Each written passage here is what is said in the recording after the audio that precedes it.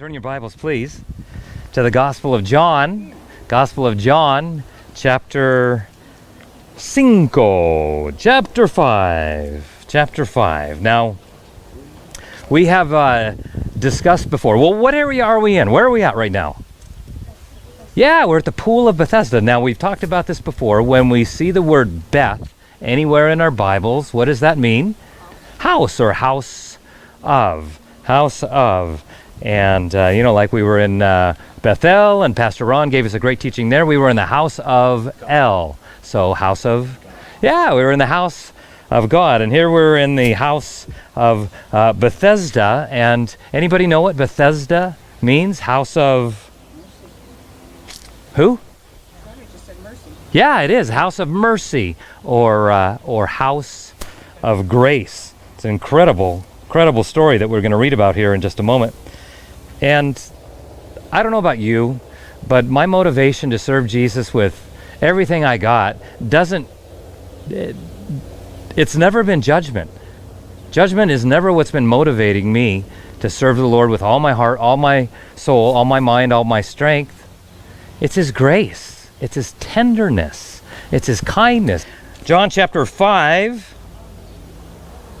Don't you just love reading the Bible in a place that we're reading about? I love that. We're in Bethesda, the pool of Bethesda. After this, there was a feast of the Jews, and Jesus went up to Jerusalem. Where are we? What city are we in? Jerusalem, that's right. Now there is in Jerusalem, by the sheep gate, a pool, which is called in Hebrew Bethesda, having how many porches? Five porches. In these lay a great multitude of sick people, blind, lame, paralyzed, waiting for the moving of the water. Verse 4 says, "For an angel went down at a certain time into the pool and stirred up the water. Then whoever stepped in first after the stirring of the water was made well of whatever disease we had. Now a certain man who was there, how many years? What's it say? 38 years, right? 38 years. When Jesus saw him lying there and knew that he had already been in that condition a long time, he said to him," if you've never underlined this in your Bibles before, you should underline them now. What's it say? Let's say it together. Do you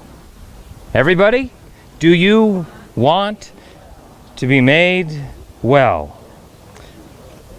What does the sick man say? The sick man answered him and said, "Sir, I have no man to put me in the pool when the water is stirred up. But while I'm coming, another steps down before me." And Jesus said to him, "Rise, take up your bed, and walk." And here it is, verse 9. "And immediately the man was made well, took up his bed, and walked." And that day was what day? It was the Sabbath day. I was sharing before about these two precious little girls, and they were acting out this story, but they would take turns on who was going to play the paralytic and who was going to play Jesus. All right? So what was Jesus' words to the paralytic? What does he say? Get up. He says, "Rise up and walk." Right? Rise up and walk. But one of these little kids, like a 4-year-old, had a little speech impediment. So as she's playing Jesus, picture paralytic laying on the ground. One of the little girls playing the paralytic, and the other little girl, little 4-year-old girl, walks up to her and says, "Wise up and walk." Yeah, it says, "Wise up." It was hilarious. But it almost brings a tear to your eye when you hear kids say that kind of stuff. It just says, "Wise up and walk." And I said, that could be an accurate statement as well, just as much as rise up and walk. I think that's what summarizes, what Jesus may be speaking to us today. Wise up. Wise up and walk, right? Wise up and walk in godliness. Wise up and walk in righteousness. Wise up and walk in purity. Wise up and walk in integrity. Wise up and walk in unity. Wise up and walk in love. How would that be, right? If the entirety of the church would do that. I just think it would be incredible.